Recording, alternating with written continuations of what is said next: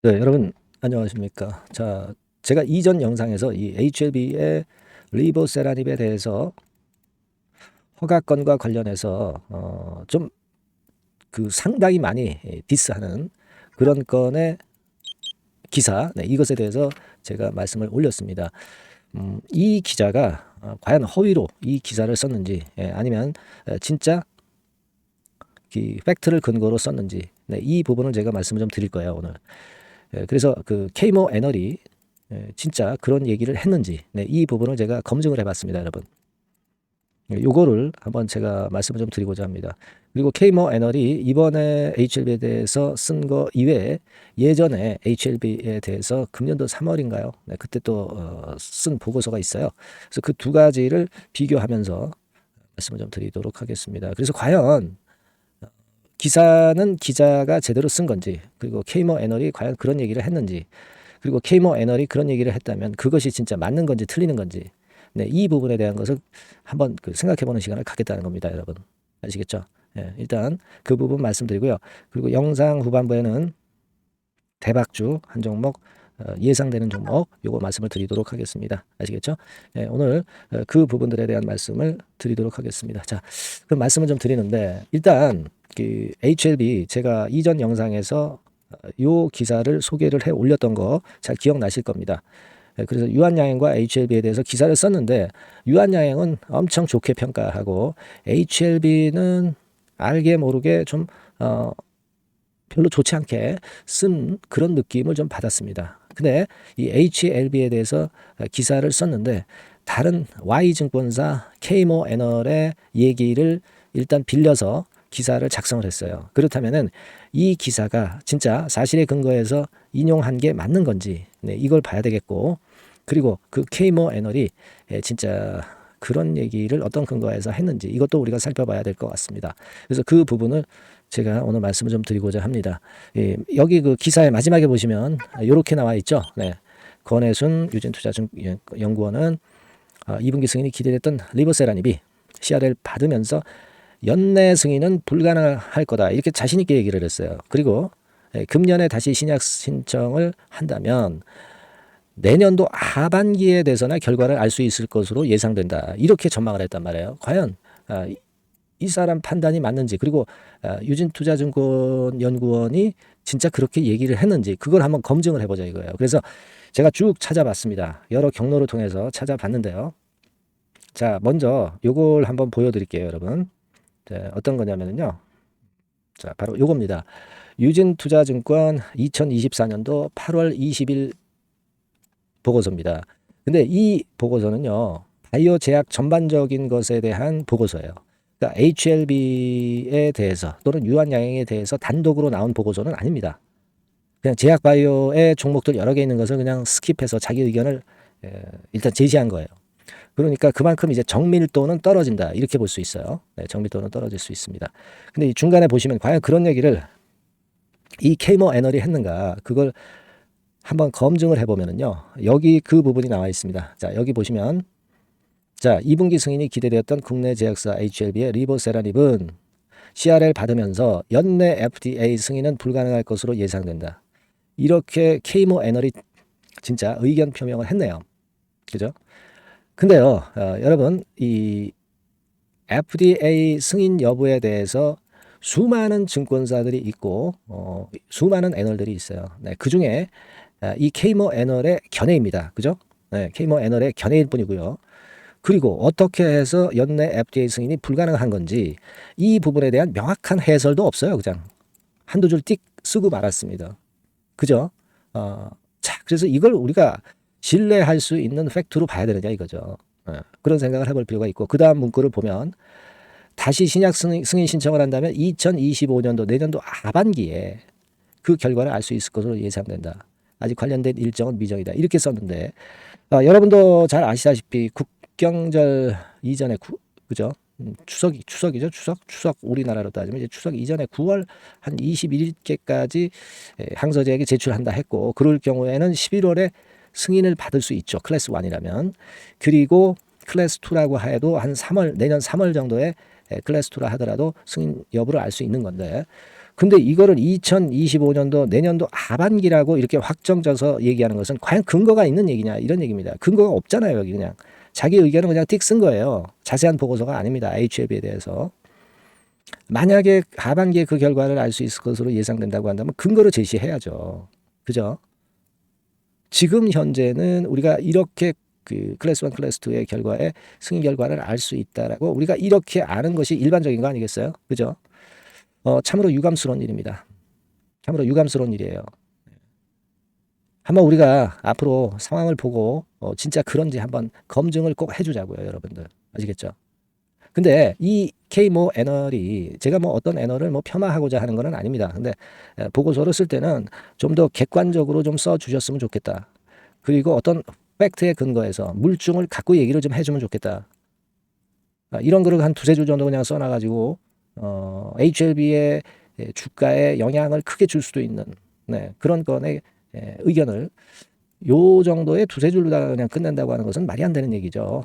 확실한 근거가 있어야 되지 않느냐 이런 생각을 하고 이분이 이제 과거에도 또 한 번 보고서를 제약바이오 해가지고 이제 낸 적이 있는데요.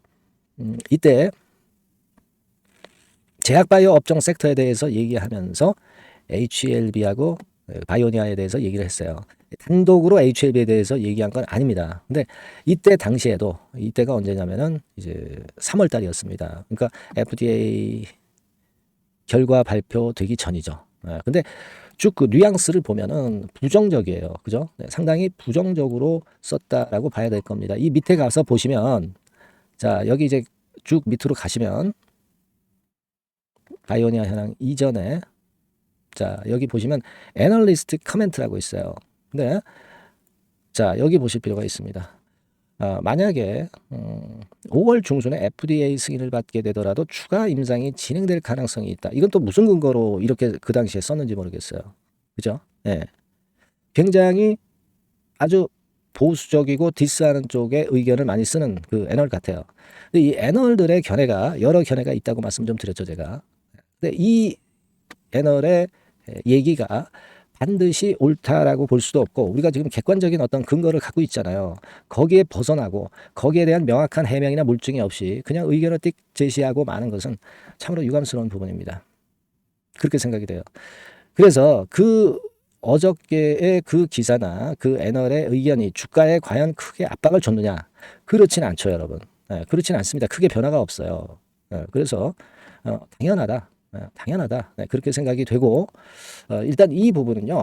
우리가 그런 기사가 있고 그 애널이 그 얘기를 했었지만은 너무 신경 쓰지 맙시다. 그냥 디스하는 투자자도 있듯이 디스하는 애널 정도가 그냥 의견 표명을 한 것이다. 이렇게 생각을 하시는 게 좋을 것 같습니다. 명확한 근거가 없어요. 그죠? 예. 그렇습니다. 그래서 우리는 일단 지금 현재 재심사 신청을 앞두고 있습니다. 이제 9월로 접어들어서. 예.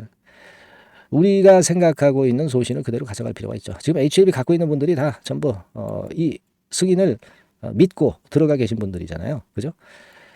일단 소신을 갖고 해볼 필요가 있어요. 자꾸 옆길로 새는 의견에 너무 민감할 필요가 없습니다. 근거가 있고 확실한 그 근거가 있는 그 의견이라면 우리가 어느 정도 그걸 수긍하고 뭐 참고를 할 수가 있죠. 근데 근거가 전혀 없어.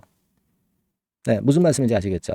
흔들리지 마시기 바랍니다. 예, 그래서 하여튼 자, 이 건에 관련된 또 소식이 들어오면 제가 HLB라고 문자 주신 분에게는 바로바로 업데이트해서 드릴 거고요.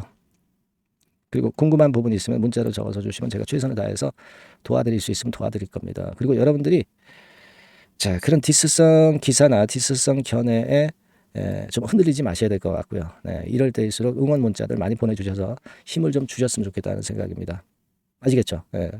자, 오늘은 그 부분에 그 근거 없는 건의 모 애널의 견해에 대해서 제가 추적한 결과를 말씀을 드렸어요, 여러분. 뭐 오늘은 뭐 보합선 정도로 잘 마무리가 됐어요. 네. 아시겠죠? 9월에 대한 기대 그대로 가져가실 수 있는 상황이라고 봅니다. 문자 많이 주시고요. 그리고 제가 대박주 말씀드린다고 그랬죠. 지금 말씀드릴 테니까 말씀 잘 듣고 꼭 대박 내는 매매도 해보시기 바랍니다. 지금 말씀드릴게요. 네, 대박주 말씀드립니다. 자, 요즘 시장이 상당히 힘들기 때문에 여러분들이 테마주를 따라서 뭐 개별주를 한다 하더라도 미리 그 테마를 알고 들어갔다 하더라도 주가가 먼저 많이 밀리고 나중에 반짝하는 경우가 많아요. 그러니까 이 중소형 개별주도 쉽지 않고, 그렇다고 해서 이제 대형주 섹터를 들어가 봐도 되게 뭐 2차 전지, 반도체 뭐 이런 쪽들 매매해서 수익을 내기가 상당히 힘듭니다. 그러니까 이런 때에는요, 저평가된 종목을 매수해서 대박을 내는 것이, 그것이 지금 이런 타임에는 상당히 저는 맞다고 봅니다. 근데 그냥 저평가만 됐다고 해서 이런 종목만 우리가 국한해서 하는 것보다는 성장성까지 겸비한 종목을 매수를 하는 것이 필요합니다. 사실 이게 이율배반적이기도 하지만 이거 두 개의 성격을 다 겸비한 그런 종목이 있어요. 이 종목을 제가 한번 찾았는데요. 그래서 오늘 말씀드릴 종목은 저평가주이면서도 성장주입니다. 자, 목표는 되게 우리가 과거 시세 대비해서 이제 막 생바닥에서 올라가는 것이기 때문에 되게 더블 내지 세 더블 정도, 요 정도 가야 이제 매물이 있거든요. 그 이전까지는 매물이 없어요. 그래서 목표는 이렇게 잡아볼 필요가 있다. 이렇게 말씀 좀 드리고 싶고요. 섹터는 여러분들 이미 올라갔다가 많이 올라갔다가 내리는 종목들, 이런 것들은 반등을 주고 더 밀려버리는 그런 속성이 있기 때문에 제가 볼 때는 좀 신선한 쪽에서 섹터를 구하시는 게 더 좋아요. 그래서 조금은 최근에 아주 크게 오르지 않았고 이제 막 올라가기 시작하는 이 엔터테인먼트 sek터 중에서 하나 선택을 해봤어요. 주가 수준은요, 적당한 수준이죠. 10,000원 내지 한 30,000원 그 사이에 있습니다. 그리고 요 종목이 아주 등치가 작은 중소형주는 아니에요. 하지만 유보율 같은 경우도 한 3,000 내지 5,000% 정도 있는 생바닥에서 이제 막 올라오는 종목, 약간은 이제 대형주 성격에 가깝다고 봐야 될 것 같아요. 하지만 탄력이 있을 겁니다. 지금 말씀드린 유보율 같은 경우도 확실하고 재무구조가 뭐 확실하죠. 재무구조 확실하지 않은 종목은 제가 추천을 안 합니다. 유동성 현금, 그러니까 단기간에 현금을 만들 수 있는 유동성 현금이요, 여러분 한 3,000억 내지 4,000억 정도 있어요. 이 얘기는 괜히 그 괜찮은 종목이다 하더라도 쭉 올린 다음에 증자해버리는 경우가 많잖아요. 그래서 주당 주식 가치를 희석화하는 경우가 상당히 많거든요. 그럴 리스크가 없다는 얘기예요. 그죠? 그런 부분입니다. 유동성 현금이 이 정도로 많아요, 여러분. 실적은 작년에 최저였어요. 하지만 1분기부터 이미 턴어라운드를 했습니다. 그러니까 우리가 주식을 선택할 때 실적이 증가하는 기업도 좋지만 과거에 안 좋았다가 또는 실적이 최소치를 찍었다가 그 다음에 이제 실적이 높아지는 종목, 이런 턴어라운드성 종목들이 큰 대박 시세를 내는 경우가 많습니다. 그래서 이런 특징이 있다는 거 말씀 좀 드리고 싶고요. 퍼 배수, 우리가 이익을 측정하는 퍼 배수가 6배에서 10배 사이에 있기 때문에 지금 실적이 올라가기 때문에 이거 퍼 배수는 상당히 크게 증가할 수 있어요. 되게 이 섹터가 속한 기업의 평균 퍼가 뭐 좋을 때는 50배까지도 올라갔었어요. 되게 한 20, 30배 정도는 갑니다. 근데 지금 퍼가 6배 내지 10배라고 한다면 더블 내지 3더블을 분명히 보일 가능성이 높다, 이렇게 봅니다. 그리고 자산 가치로 따져서도 PBR이 한 0.5배수 내지 0.9배수거든요. 근데 이게 자산 가치가 지금 이 정도면 굉장히 저평가입니다. 왜냐하면 우리가 자기 자본 수익률 같은 경우 되게 20 내지 뭐 50%까지 갔던 종목입니다. 그렇다고 한다면 PBR 수준이요, 2배 내지는 5배 정도까지도 PBR 수치가 더 올라갈 수 있는데 이제 0.5배 내지 0.9배수라는 얘기죠. 그러니까 이런 종목은 여러분들이 꼭 놓치면 안 돼요. 매매 기간은 한두 달 후 정도의 시세 분출을 기대하는 겁니다. 그러니까 미리 사는 거죠. 근데 조금 기간을 길게 보셔도 됩니다. 3개월 정도 기간으로 봐도 무난하다, 이렇게 말씀드리고요. 수급적인 측면에서는 외인들이 들어오기 시작했어요. 외인들이 화끈하게 지금 한 일주일 정도 들어오고 있고, 기관은 이미 들어와 있고요. 외인 기관 쌍끌이 매수가 펼쳐지고 있어요. 그러면 가는 거죠. 그죠? 그리고 중요한 거는요, 3, 4년간 조정을 계속 보였어요. 3, 4년간 계속 하락을 했습니다. 그러다가 2년간 등락하면서 바닥 다진 이후에 최근 분출이 시작되고 있다는 거죠. 여러분, 요거 제가 차트를 한번 보여드리면, 주봉 차트가 이런 식이죠. 주봉 차트가 이런 식입니다. 요거가 이제 한 1, 2년간에 걸쳐서 다지고 이제 막 올라오기 시작한다는 거예요. 자, 그렇기 때문에 우리가 아무런 위험 부담 없이 베팅을 할 필요가 있다, 이렇게 보고, 월봉 차트도 보세요. 월봉 차트도 바닥을 여러 번 찍었잖아요.